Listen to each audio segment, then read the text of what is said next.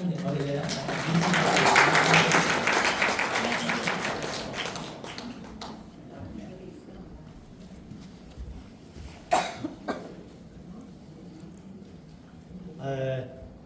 多謝主席讚賞。其實我係中意玩相嘅，以前老人家話我哋啲敗家三敗，玩 HiFi、玩相、玩釣魚三樣我都係玩嘅啊！即係所以大家今日唔好嘥大家時間，我就繼續講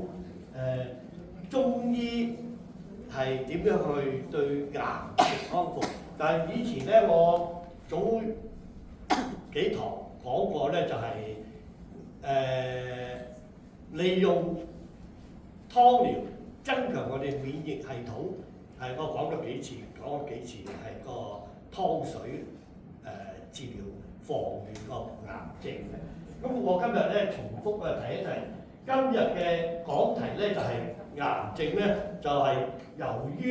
我哋嘅病咧，就係、最緊要最尾嗰兩行咧係濕，因為咧大家知道咧，千寒氣個寒就易除，一濕就難去，即係話當我哋濕滯咧，即係話大便屙爛屎啊，或者脷苔白啊、口淡啊、成日攰咧，就係、癌嘅成因。咁我哋呢個我哋唔講啦啊！今日我就即係提一提俾大家知道啊，我主力咧就係講呢個堵塞而至到係寒嘅，寒之後咧就會製造瘤就癌啦，跟住癌嘅細胞就係由於濕氣重。咁今日講咧用我個方法咧，即係每個中醫個派別咧係治療癌症咧係不同嘅方劑，而呢個治療癌症咧就係好多幫派嘅。咁每個中醫用嘅方法唔同，所以有啲病人話你執藥咧，今日喺呢個醫生睇咗之後，去第二間藥材鋪執係冇嘅，因為啲藥材一個個用嘅方法唔同。而今日我講咧係大致常規喺中國同埋我哋中醫界咧係攞嚟係唔係俾大家係一個即係話係個戒點，係俾你提議你哋去預防啊。我哋癌咧就分開抗癌咧，有中醫去抗癌咧，有呢個西醫啦，有一個治療法。而中醫治療癌症咧，主力咧就係抑制癌嘅細胞，而又分開。我哋中醫咧就話寒熱虛實啊，呢個分開一個陰陽調和，就俾佢嗰個除症加減嚟到減低副作用。因為好多化療啦、藥療啦、抗生素咧食咗就好多啲反應。咁啊，今日我個藥膜咧係簡單啲提一提。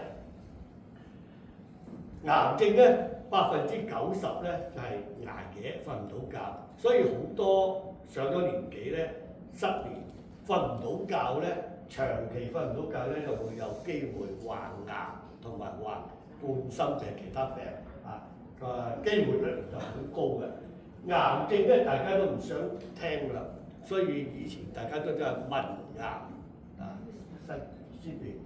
咁呢個病咧就係、我而家嘅提議咧，就近代醫學咧就係、自然療法咧用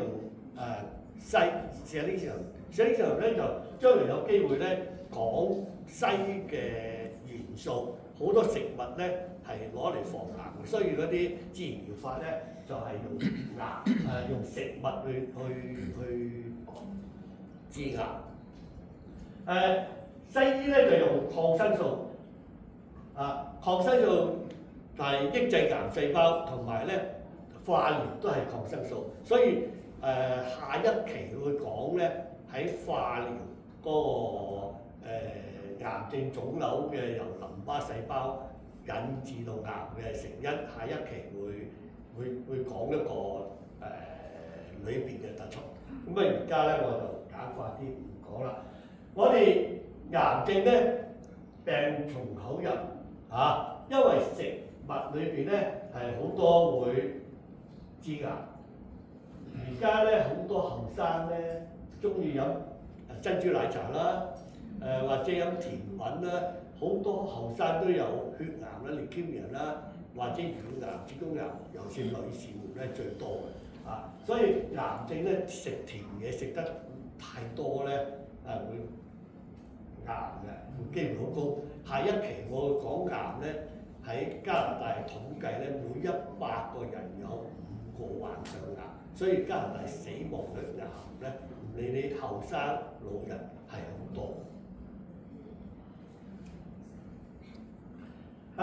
甜品咧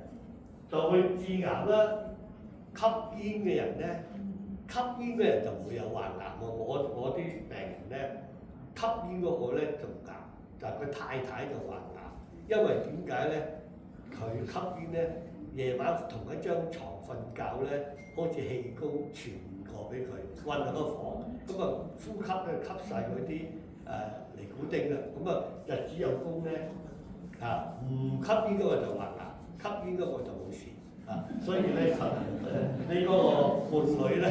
佢話我唔喺屋企吸煙嘅，我喺街吸煙嘅，但係咧佢個喺個肺裏邊咧，呼吸裏邊咧已經有一種煙油喺度噴出嚟嘅。我哋都食下臘腸嘅，都會間中食下呢個香腸或者其他嘅食物裏邊啦，漢堡包我諗大家都會食過啦，未食過嗰個真係奇奇地啦但係呢啲咧間中食唔怕嘅，如果你長期話中意，所以患癌嘅人咧，癌症嘅人咧，佢問佢個病歷咧，佢最中意食嗰啲不停去食嘅咧，就係累積喺度，日子有功就會產生一種病變。飲酒嘅人咧，機會率患癌嘅多，同時我發覺好多人中意飲啤酒飲酒咧患上前列腺癌，女士們咧就患上膀胱活躍症，即係話打個乞嗤就飆尿，咳嗽又飆尿，即係成日有爛尿片嘅。咁呢個咧就係酒精作弊，啤酒都係最緊要。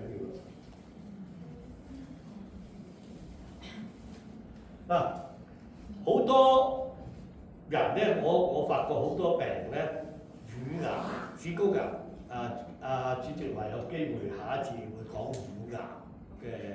我要揾好多圖片俾大家欣賞，因為好多人咧離婚或者刺激或者兩夫婦嗌交或者兒女受擊咧，就會患上癌嘅機會好高嘅。因為呢個係抑鬱症、壓力影響嘅。咁我哋要點樣釋放咧？正話啱啱主席話咧，我哋信下我哋嘅神，然後去解悶，大家小組嗰度傾下偈，解下悶，咁我就會個心胸開闊咧，就會病痛少咗啲嘅。咁每一個人咧，要留意呢個係壓力，壓力咧俾老闆鬧到。激親或者我都冇做錯嘅，你都話我錯嘅，咁啊自己長遠之後抑鬱喺裏邊咧，就會患上癌嘅風險嘅機會好高。咁呢個係壓力。好啦，呢個表咧，呢8種嘅方法咧，就係我哋患癌嘅病因。第一件事咧就係你見到咧，甲狀腺癌咧係由於係瞓得唔好啦，緊張啦，同埋飲食嗰方面出現嘅因為我而家嘅時間問題，我就唔講飲食。乳癌咧係目前係最多嘅喺加拿大咧，我啱講過係最近統計嗰啲老同學喺醫院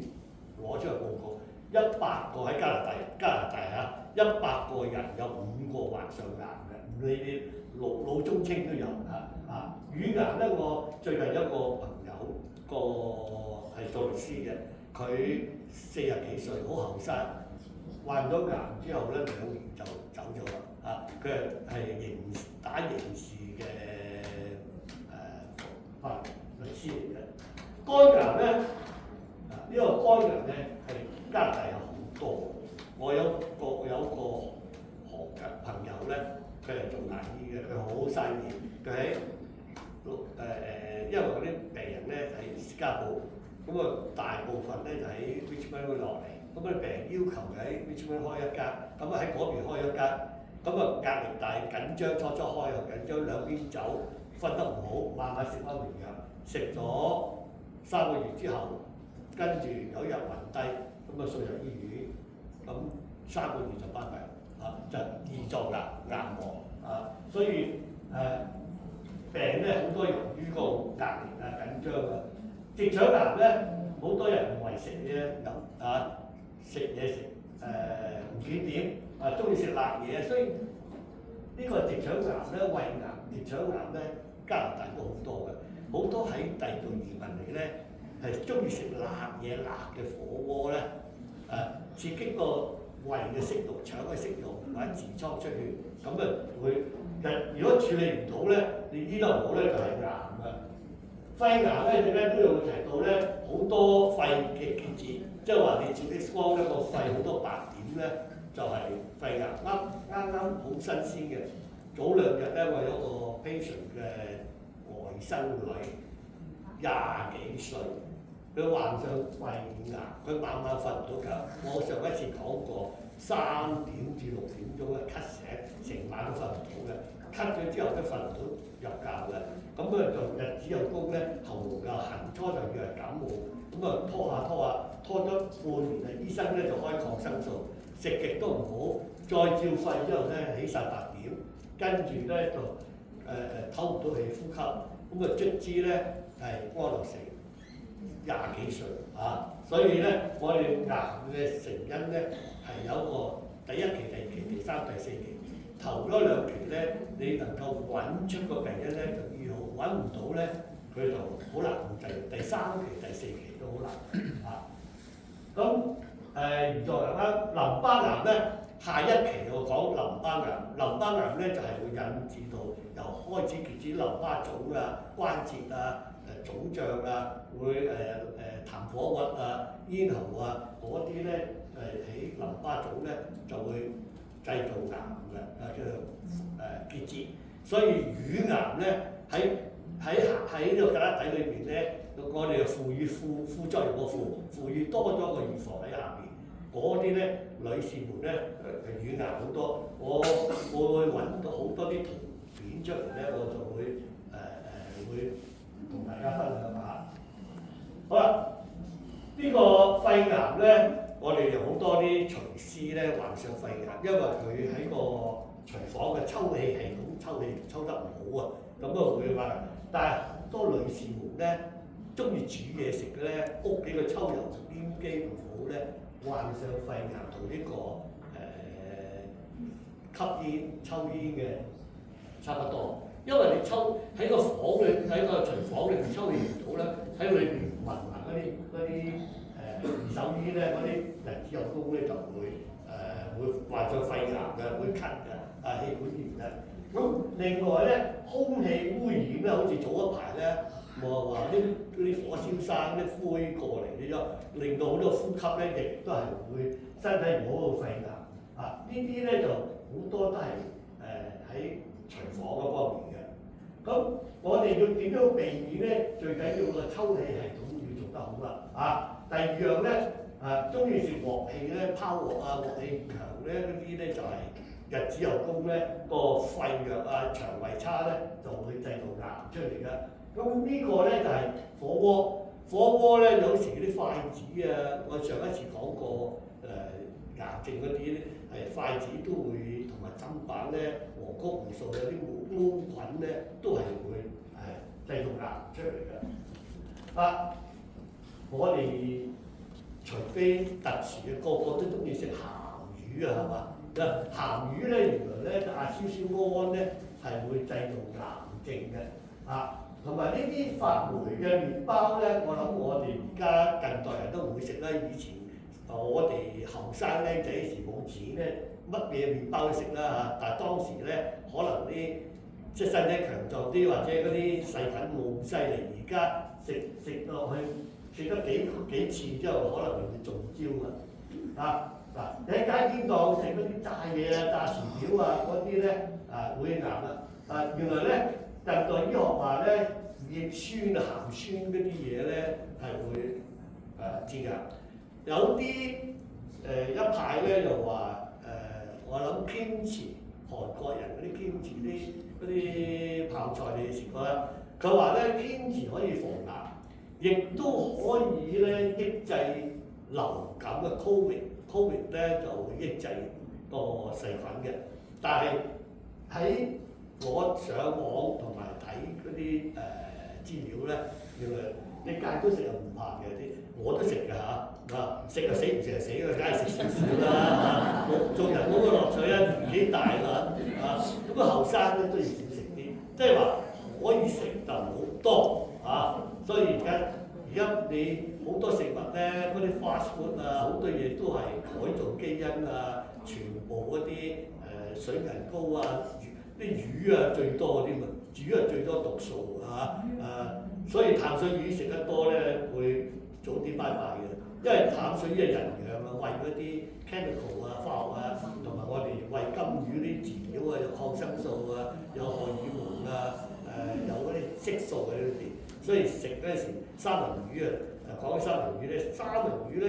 你買啲歪啲野生嘅三文魚好貴，貴成10倍嘅。你走去華人超市啲三文魚好平嘅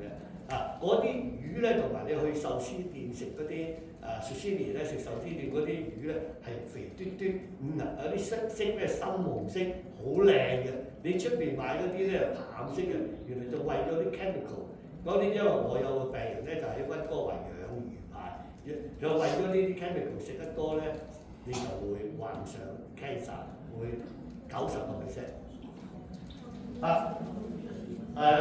漢堡包、薯條、炸嘢，我哋食啦。花生咧，呢個黃曲霉素咧，啲發糕咧就唔好食啦。但係當然你都唔會食嘅，但係有時你買咗啲炸嘅花生啦，或者話近代有啲冇糧嘅人咧，用花生油炸啲花生油咧，同埋嗰啲粟米油咧，最多呢啲黃曲霉素嘅。咁如果你長時間，雖然冇人佢哋話咧，營養師話咧。最好唔好食死一隻油，即係話你轉緊唔一轉嘅菜油轉嘅油，因為你食死隻油咧，可能佢裏面有黃曲霉素你唔知，咁會患上癌嘅機會。所以有啲人話點解我一家人一個患癌咧，點解全家人都患？因為同一個食同一種食物，會致癌就係咯大家識啦油條白粥油條，間中有冇所謂？叫油條裏邊有種 chemical 咧，我唔知咩名嚟㗎，係溝咗你猜啲粉咧，然後經過油炸之後咧，會放射咗一種致癌物質嚟嘅。佢唔用嗰啲粉叉咧，佢又唔會發所以食死唔食死啊嘛，但係我哋諗辦法要一講我哋點樣去排毒點樣要健全，想長命養命咧，除咗要運動食時之後控制啲要行蔬菜好中意。醃呢啲辣椒青瓜白蘿蔔嗰啲我哋有冇食過菜咧？有時做老人家，以前我哋僆仔嗰時我喺新界大細個嗰時咧，隔夜菜唔知食幾多啦甚至乎食2日3日，但都唔會死啦。但係而家啲菜咧，可能有啲 chemical 嗰啲嘢咧。原來隔夜菜咧係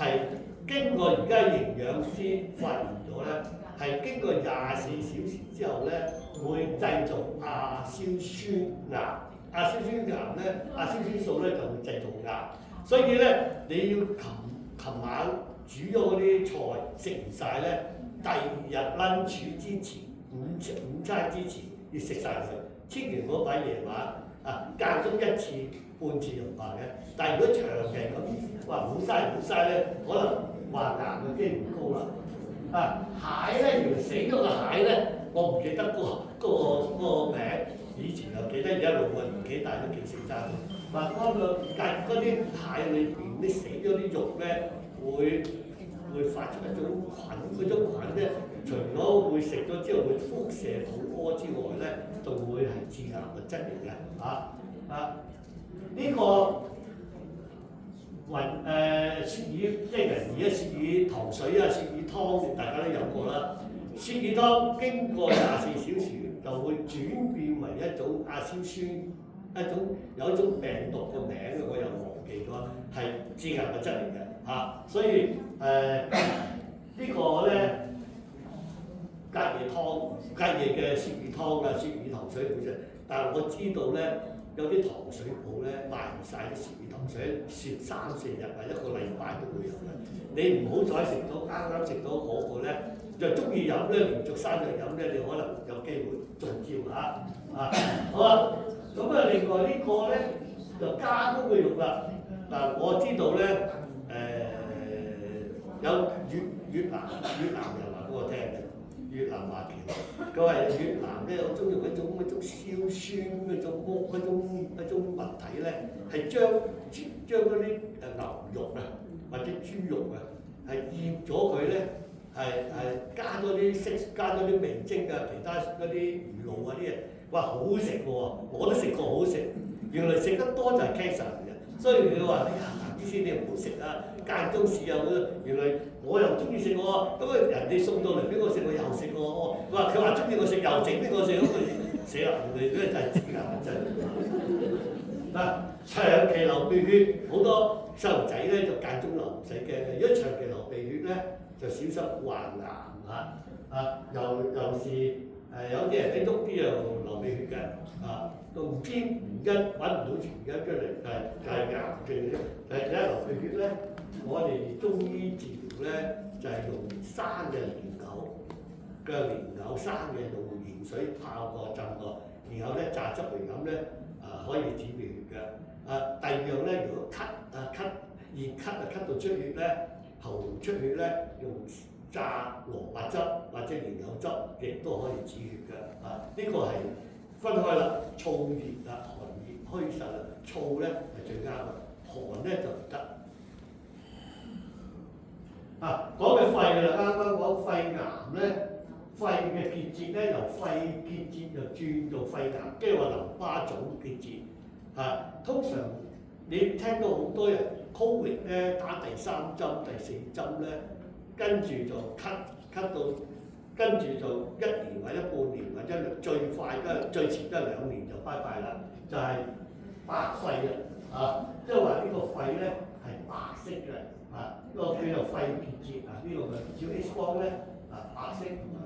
白肺，所以咳得耐咧，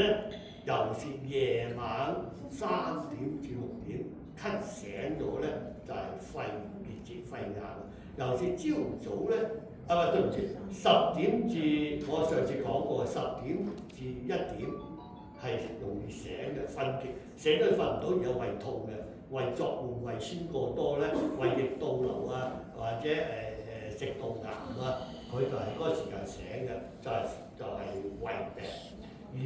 1點至3點係醒咗瞓唔到咧，一瞓落床又瞓唔到，就醒咗。就覺得好似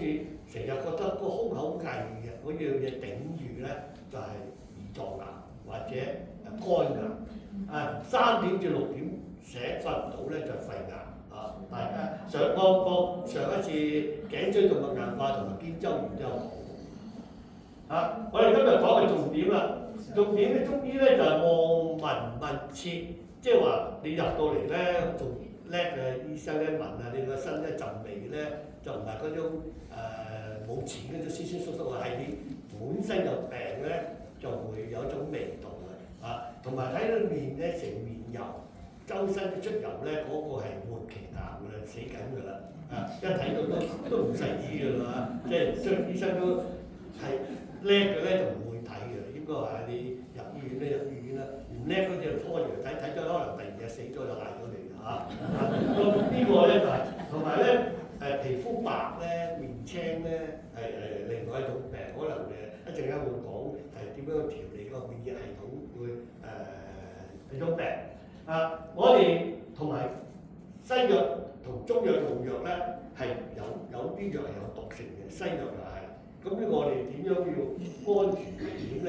要用藥因人而施啦所以方咧係死嘅，人就生嘅加減就另外最重要就係免疫力，因為你個免疫差，你就乜病，你點樣身體大隻佬咧都好快拜拜。我哋最近有一個運動家跑步，啱啱喺WeChat 裏邊睇到嘅，跑步跑到好叻嘅，但係佢係師傅嚟呢個老師嚟嘅，但係佢跑得犀利個頭出汗個免疫系統差，跟住就攣低到，跟住2日就翻返。我上一次講湯圓免疫系統咧，就最緊要我哋要唔好成日攰啦，唔好快啲要多運動啦，同埋咧，如果你個免疫差咧，好似呢度圍住呢個大廳，裏邊有一個有肺病或者有肺結症或者有 Covid， 咁你個身體唔好咧，佢咳咧，跟住你又咳，跟住你又中招呢個就係免疫系統啦。咁我哋要點樣免疫系統要強咧？當我哋大家在上咧都係上咗年紀，運動啦，跑步我哋跑唔喐㗎啦，咁我哋唯一咧係行路咯，行快啲咧，要行隻手要好似粗啲咁樣。咁咧上一次我有講過，因為手擺動咧上呼吸道系統對個肺對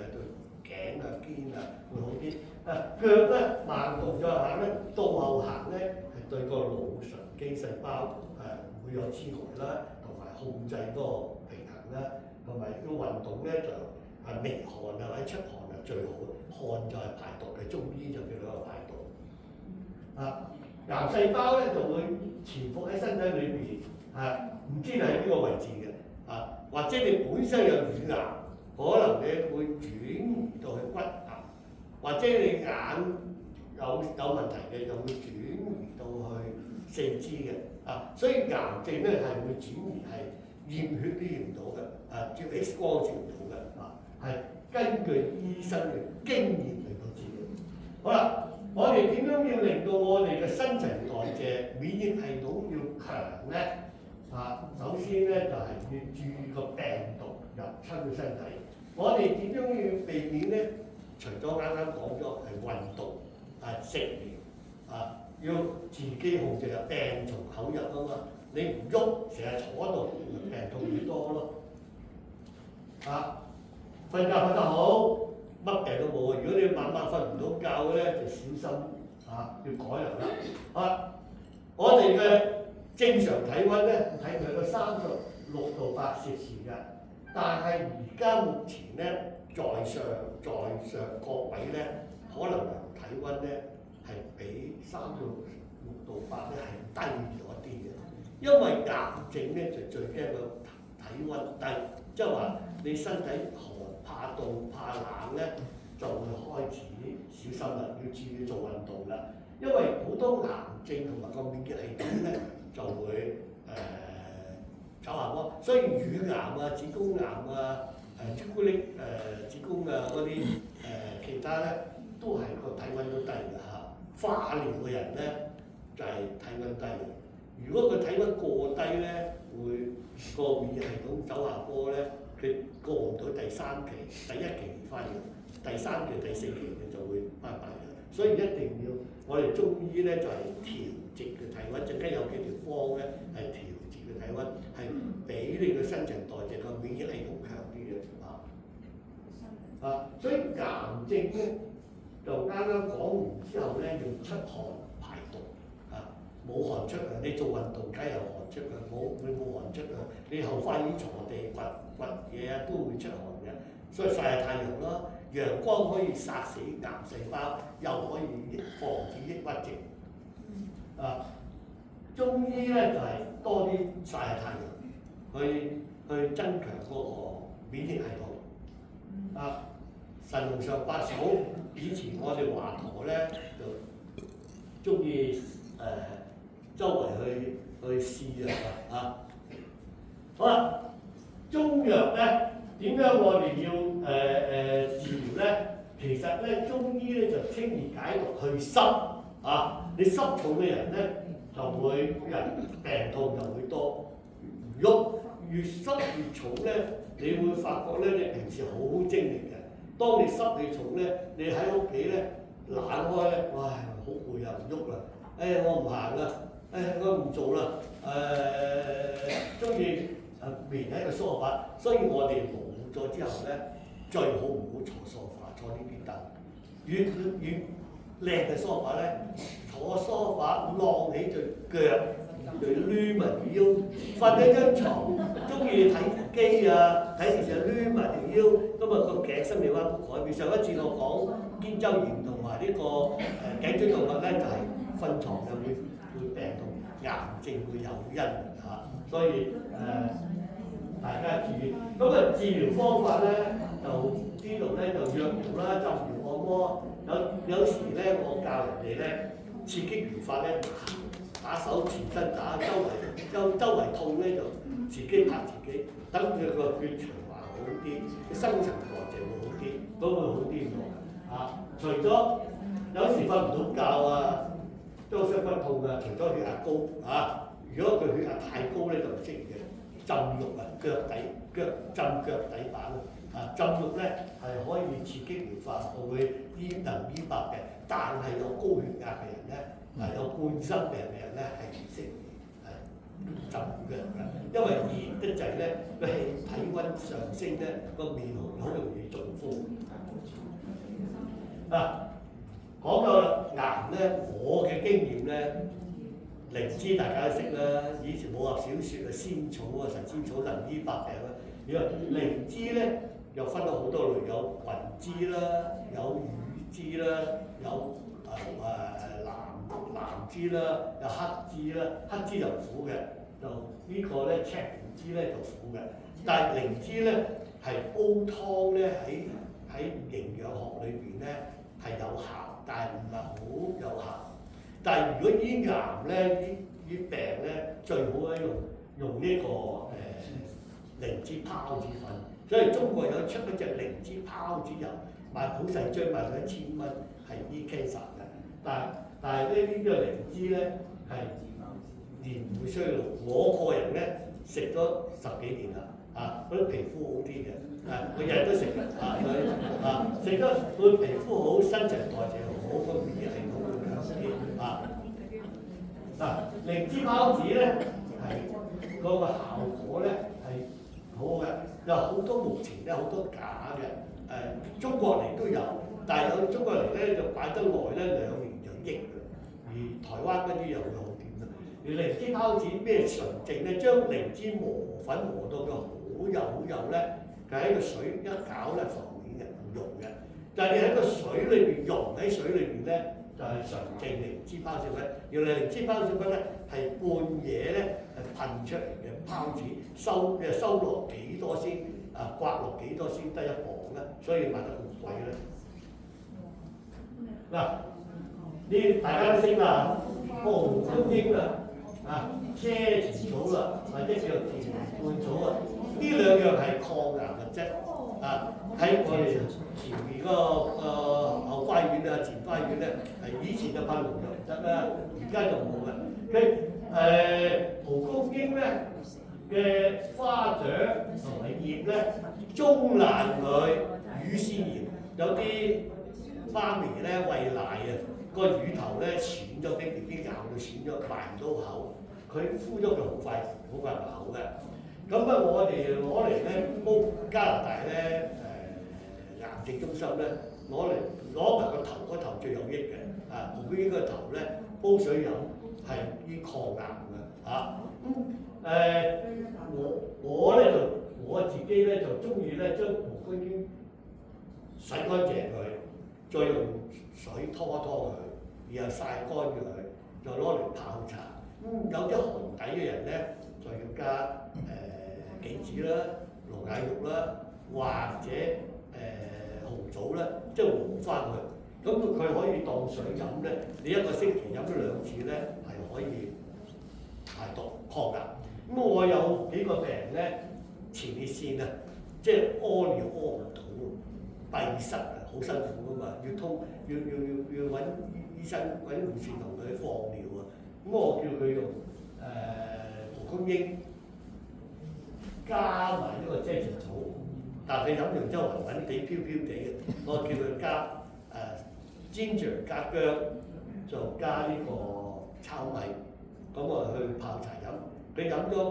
幾個月之後咧，走去見醫生檢查咧個前列腺個指數咧 PSA 咧直情攞低翻，咁即係證明有效啦。但係咧，佢開頭飲個雲嘅涼啊嘛，咁我叫佢加咯。後期咧，我話佢話好炒米好麻煩喎，喺教佢去日本買嗰隻玄米茶，咁玄米茶佢有炒米啊嘛，就加埋佢一齊去泡茶，再加揦10零粒梅奶油落去焗茶飲完之後 OK 啊，你大家可以試下。好啦，我哋要增強免疫系統，就係要體温正常，同埋你嗰個新陳代謝會好。咁你要靠你平時飲食控制啦，同埋嗰個瞓得，好似早一排我講失眠咧，瞓得食得屙得3樣，我哋上咗年紀，個人都要呢樣，少咗一樣咧就麻煩啲啦所以大家留意下啦。好啦，中醫治未病治先醫病，我哋喺調理呢個新陳代謝咧，最緊要咧，我哋叫做肺強則生，肺弱就死啦個新陳代謝，我哋食嘢落去，經過消化系統而製造紅血球、白血球，喺個供應嘅能量，即係話我哋架汽車冇咗電油係行唔喐噶嘛。咁你其他嗰啲計油啊，其他啲輔助去即係節油，我哋人老咗之後都要節油嘅運動就節油啦。咁我哋食療咧呢個食療生物實驗同埋綠屏風散咧，就係增加我哋嘅抗體嘅以前我講嘅增強免疫咧，嗰個治療咧，都係用呢兩條科喺中醫常用嘅。咁我哋要增加呢個免疫系統之後咧，你個病痛個新陳代謝強，呢個病就會自動會消失。即係話利用我醫癌嘅方法咧，除咗用靈芝孢子粉之後咧，我就要令到患者，因為患癌嘅人咧，多數個體重慢慢減瘦，我要令到患者會增肥。佢增咗肥之後控制佢個體重之後咧，利用嗰個自身嘅免疫系統，中醫咧就利用自身免疫系統去戰勝個癌細胞，而西醫咧就利用榨汁機咁樣撳落去嘅，打樁機唔係打機，打落去令到嗰個細胞死亡，而你令化療嘅時間食抗生素食得過多，你個白細胞紅血球都謝咗，啲人都謝埋啦咁你即係話個免疫系統冇咗啦，你個新陳代謝咪自動卸。所以我有個病咧，佢乳癌患咗3年，醫生話佢差唔多好咗80%啦。咁我醫生係好人一滯，叫佢去化驗咧，驗，點解驗咗出嚟全身檢查之後個肺有8點，咁唔得佢要擴散佢個肺，要同佢吊3種最新嘅抗生素嘅。咁吊咗之後咧，第1日冇事，第2日就個體温36度幾跌到得30，咁跟住危險即係冇嘅入 ICU，咁到第3日咧，直情跌到得10度，跟住屋企人叫屋企人過嚟睇佢已經拜拜咗啦。不過都係40零歲但係呢個咧又係離咗婚，個先生咧揾咗第2個咁佢就激氣咧就係佢患咗乳癌玉屏風散10克，每10克咧就3錢1兩咧就30克呢個咧呢個係藥材鋪係執嘅，但係都好貴嘅，要同你稱噶嘛。而我提議你哋咧，想買咧就去出邊去買成藥，中國出嘅成藥叫做玉屏風散藥丸，有得賣嘅下邊嗰條方都係嘅。呢條咧就係增加你個血壓高都飲得嘅喎，係濕重攰、關節炎容易怕冷、四肢冰冷、容易暈、血壓低最啱人參咧，你人參麥散咧，人參咧係最好嘅。你聽到我以前我喺新時代幫正官莊拍咗30集嘅，係呢2年就好似停咗播。以前每年冬天咧重播好多節嘅，係講正官莊高麗人參我講佢嘅好處同埋醫病。而人參咧係醫癌最好嘅。我以前一個老師咧係攞嚟醫癌嘅。佢就收人哋一劑茶，你諗下40年前一劑茶300蚊，嗰陣時300蚊都好貴下嘅喎。佢用人參，但係咧有醫德嘅醫生咧就俾成支人參你，佢就好揾嗰300蚊就幾乎賺晒，因為佢用咗啲廣參斷咗灰，佢話斷咗碳嘅。佢斷咗碳，鬼知道佢係高麗參咩？乜嘢參都唔知啦，成條參個樣啫，但係都係效力就差啲，變咗咧佢都係死咗 cancer， 佢自己幫人醫 cancer， 但係咧佢用藥咧，可能咧往之災咧佢都係死喺癌症嘅。我唔講個名，香港好出名嘅，你哋喺香港人都知道。好啦。我哋要適當去治療癌症咧，就食療咧，大家咖喱都大家食過啦 ，curry 啊嘛。咖喱原來咧，印度人好少患癌嘅。你一留意啊，印度人咧，個男人咧幾個老婆，好多仔女啊，所以冇仔生咧食咖喱好好因為壯陽食辣椒都壯陽㗎。你香港有隻印度神油，我就識得佢。佢係絕子絕孫嘅，佢用印度神人搽嗰個男人嘅性器官咧，係可以壯陽嘅。所以咧佢到而家咧冇仔女都死咗啦，佢都印度神油我諗香港嚟真係聽過啦原來個辣椒油咧，辣椒油咧係刺激性嘅興奮嘅，男女都係嘅。我自己做實驗咧，我太太整辣椒豉油，我幫手同佢，只冇戴手套，剪完之後咧，咁去洗手間，你知啦，男士們咧去洗手間，哇辣到咧，成個好似一支擎天喎，仲犀利嘅喎，成個都興合合，揾凍水揾嘢淋都唔掂啊，最知要揾冰去搞一輪先搞掂，所以辣椒係興奮同埋會致癌物質嘅嚇。所以大家咧，如果有胃病咧，就唔適宜。有機會同大家研究咩叫自由基。自由基咧就係好多個免疫系統。而家好多病咧，食完一間下面講咧都係自由基會引致癌嘅。嗰啲自由基原來咧就係癌嘅細胞嘅起因嚟㗎。我哋要點樣去喺食物裏邊控制自由基咧？就大家留意下啦。北芪咧，啱啱講完咧，我就打快啲俾大家睇下就北芪重用1兩以上可以平衡血壓，少用你孤寒攞3、4條或者幾兩咧，會提升血壓。所以血壓高嘅人咧，小心用北芪。高麗參咧，啱啱講過咧係呢個係提升人體嘅氣氛，可以如果尤其是化療嘅時間咧。個免疫系統走下坡咧，四肢冰冷咧，係用高麗參係最好嘅。人參嘅功效咧，啱啱咧係調節我哋嘅血循環，新陳代謝會好。正話啲高麗參咧就會比較重啲。之前嗰個。呢個。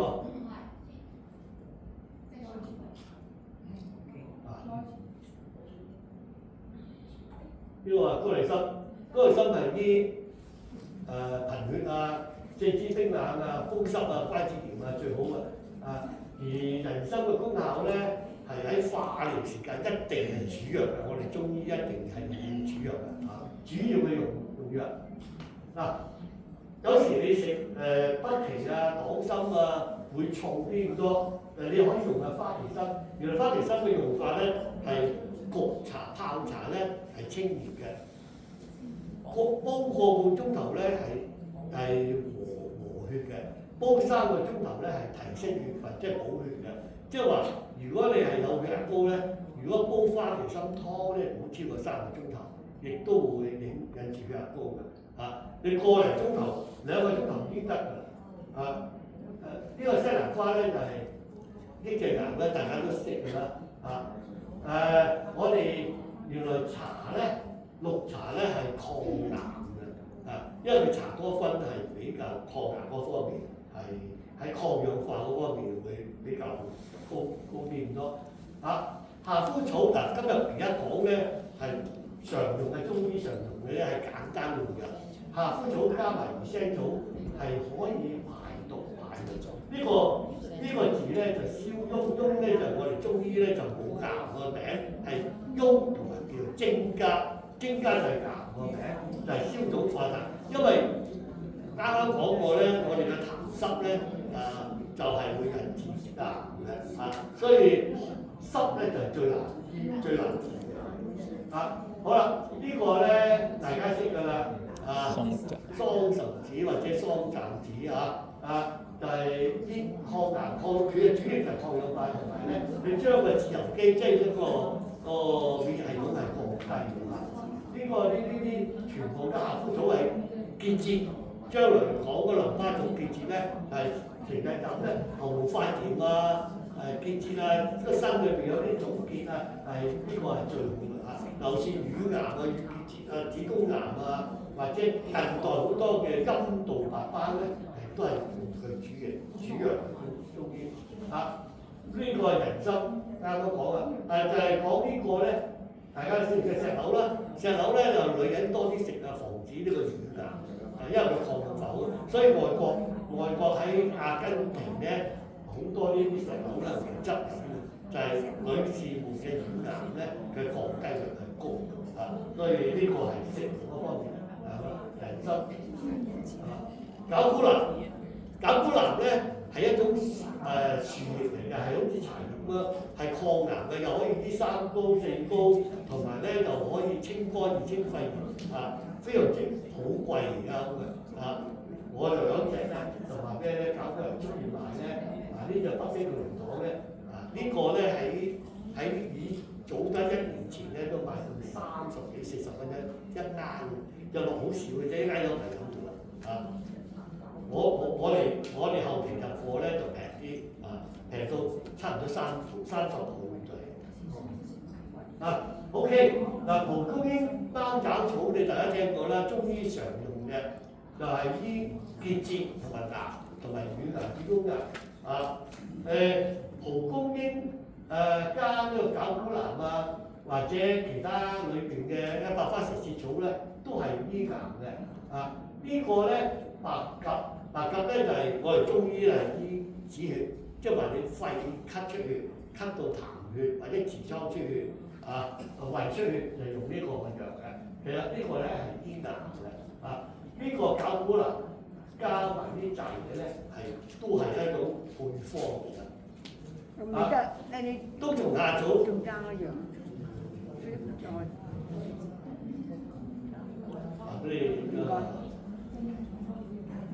冬蟲草咧，大家都識㗎啦。冬蟲草咧就係因為佢就係蛋白質多，佢蛋白質多咧其實佢係好貴，成900蚊啫，900幾。其實你用嗰個而家嘅叫做咩菌羊肚菌差唔多一樣，佢係蛋白質植物嘅蛋白質王羊肚菌代替咗佢，一樣係啲肺癌氣管癌支氣管對呼吸道系統係最好嘅。羊肚菌咧，尤其是細路仔咧，咳到面青，又唔肯食嘢，感冒後咳，長期咳咧就係羊肚菌煲湯呢個禾術咧就係中醫就係田七禾術，就配其他就係醫癌嘅，係呢個係主方嘅7月1枝花我俾你得咯，你唔怕時間長就得啦，我驚你夠鐘田七即係你而家出邊嘅田七，但係田七你記得咧？田七有啲人咧啲通血管、血管硬化，但係咧你如果食稀血丸，千祈唔好食田七，或者食呢個白貝龍耳，會仲死快啲，會流血不止嘅所以食西藥同中藥咧係有敵對嘅，但係田七咧你一個月煲2、3次飲咧係通血管、防止血管，同埋咧我哋個肚腩大咧男女都係肚腩大咧。久唔久煲田七水飲嘅咧，佢個肚腩會縮細啲嘅，因為佢去脂肪消脂但係咧田七咁樣咧，如果熟嘅田質咧係寒涼咧係降低，即係話你將田質炒過就 O K。所以田質有啲人磨咗粉咧就會容易飲啲唔多沖嚟飲啊。尤其是嗰啲鐵打扭傷啊、拗柴啊、腫到豬蹄咁樣咧，你一用田質飲得2-3日咧，佢會消腫快。即係淨田質唔使加。淨田質唔使其他啦。磨術咧，鐵打酒裏邊一定有磨術嘅嚇。七味之花係醫癌嘅，係中醫嘅常藥，係要配嘅。我哋七味之花你可以配白花蛇舌草啦、夏枯草啦，或者蒲公英啦，或者車前草啦，或者貓爪草。即係話個醫生嘅中意用點樣配，而每個人嘅身體嘅寒熱咧、體温咧、身體弱咧，而到適配到份量。七味之花加半枝蓮，半枝蓮大家聽過啦，應該有啲圖俾大家睇嘅。佢呢個咧，你唔係醫防癌咧，通常間中煲嚟飲咧就係清肝炎、清肺炎、肺燥，所以五花茶咧都可以用係防癌嘅。五花茶佢又係夏枯草啊、雞蛋花、木棉花嗰啲又係清肝炎㗎。嗱，呢個係七味之花，你睇到七塊葉中間一朵花，呢個都係叫七味之花嗰啲花好靚嘅啲花你要種呢度加拿大做唔到嘅白花蛇舌草我哋有得做，我後面都有。嗱，七味之花加蛇乾，你哋感冒茶咧有蛇乾嘅你睇中醫咧喉嚨痛，蛇乾醫喉嚨痛。咽喉嘅組織淋巴組織甲狀腺組織就一定要用蛇乾。蛇乾咧嗰啲花好靚嘅，好似金針菜咁嗰啲花好靚，橙色嘅加拿大好似我見過有人做過，但係我問佢攞唔肯俾我喺前花園，佢話唔掘你冬天嚟我掘俾你啦。我話冬天嚟我都唔知去咗邊，因為我揸車經過啫貓爪草咧我見加拿大有人種過，但係我睇咧就係假嘅，都唔係真嘅貓爪草。貓爪草咧係醫癌㗎。我有隻草咧就叫龍珠草，同貓爪草一樣，係個鹹味喎，係可以防癌，但係過唔到冬嘅，冬天又濕。我有病人俾我飲過，佢話飲咗個細胞淋巴細胞縮細咗啲。呢個貓爪草咧個形狀。個頭都係咁樣嘅，呢個你大家先係學生石口呢啲咧係人種嘅。如果佢好似一粒黃豆咁大粒咧，係野生嘅。如果你話呢個係野生係嚟嘅，係將呢個石殼咧，就將佢啲花咧嗰條棒咧，將佢曬乾壓咗佢捲咗佢，就變咗呢個形狀。咁你話野生都好貴嘅，野生幾百蚊一兩，但係呢啲咧幾廿蚊兩嘅呢個係新鮮嘅貓爪草。白花蛇舌草咧，我自己個後花園好似即係草咁樣嘅，生到好多好靚㗎，有啲花好靚㗎。所以平時煲水嚟飲咧，清肝熱、清肺熱熱氣口苦口淡捱夜或者食西藥食得多嗰個口腔有啲臭氣要煲幾耐嘅意思？你點煲？要煲幾耐時間？滾就滾得㗎啦。冇身體寒咧就加果皮，滾就滾。同埋煲幾耐？煲大約1個鐘頭到得㗎啦，唔使咁耐嘅。因為你煲多耐咧，佢啲養分會消失㗎，唔係話好似煲湯，將來有我喺恩典裏面講煲湯嘅12月份。因為煲湯煲得耐唔係為咗有益嘅，可能會致癌。因為我上次好耐以前講過 boil water 循環水咧會製造癌。如果你煲湯雪佢幾日，第日煲滾佢再又飲咧，我諗嘅機會患癌嘅90%所以有啲人懶人煲湯咧，一煲幾日嘅。呢個咧就係白花蛇舌草，好多年做中生，無端端大家見過啦。半枝蓮加拿大我做，夏枯草都我做。半枝蓮咧就抗氧化、抗結節會增加呢個免疫系統嘅半枝蓮加蛇舌草就係抗癌，即係話中醫嘅方咧1+1就等於2佢會強度啲嘅，所以你中意配得，但係每個人嘅身體而定寒熱要分開嚟。每個中醫半枝蓮個樣係咁樣半枝蓮嘅係癌啲花都幾靚嘅你中意睇花，但係佢花咧同白花蛇舌草咧，白花蛇舌草係低種色白色，佢呢個有幾個色嘅白花蛇舌草就乾嘅，你藥材鋪有得賣嘅白花又有清肝熱、清肺熱後花園有啲人前花園種嘅垂蒲草，好靚㗎，係醫肝癌好多㗎，我見好似草咁樣野生動物嘅。我哋患癌咧，個個都唔想啦，聞癌色變嘛你點樣去避免咧？飲食醫人薏米醫癌啱有位朋友問我生薏米咧係去濕嘅喎，因為我哋一濕難退嘛千寒就易除嘛，濕咧點樣去咧？如果你成日大便屙、搞肚痛、濕熱小便咧有好多泡口淡、胃寒，多數都係濕㗎，成日攰瞓極都唔夠，一坐低度想瞓覺，冇精神咧濕。咁我哋點樣去濕咧？薏米煲冬瓜水咁你如果胃寒身體弱怕寒嘅咧，就加果皮咯。再唔得就拍條薑落去咯再唔得咧，可以加椰棗。椰棗咧佢會甜嘅，椰棗係可以抗癌椰棗可以抗癌。所以西伯利亞嗰啲人咧就中意椰棗當口果食咧，所以患癌機會少啲同埋天然果糖。反而咧蜜棗咧，我上次講過，蜜棗咧用糖煮嘅，好會滋陰。呢個咧薏米加茯苓咧，雲茯苓咧可以去濕可以防癌薏米加烏梅烏梅咧就即係酸梅湯，酸梅湯係醫痔瘡嘅最好。如果你有痔瘡咧，酸梅湯係最好。薏米加烏梅咧係去濕，第藥咧喉腫咽喉腫咽喉肺，我叫人哋咧用烏梅咧洗乾淨。如果成日咳喉痕咧，喉住佢咧就止咳去水腫仲有呢個咩叫巧克力黃腫咧，就子宮腫瘤，子宮裏邊生好似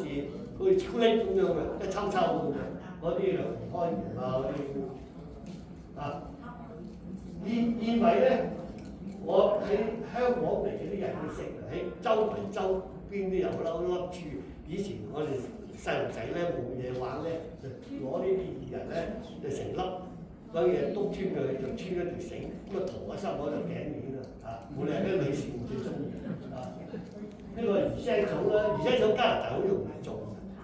好粗生嘅我都有種咗但係咧永遠都冇呢根，因為佢冬天已經冇啦嘛佢雖然年年翻山呢個咧紅豆茶，中國內地嚟嘅醫生好中意用呢個藥方嚟醫癌嘅，但係你煲啲水飲咧，口鹹嚟㗎，好難飲嘅，鹹濕濕。你諗下煲樹木幾難飲啊咁呢個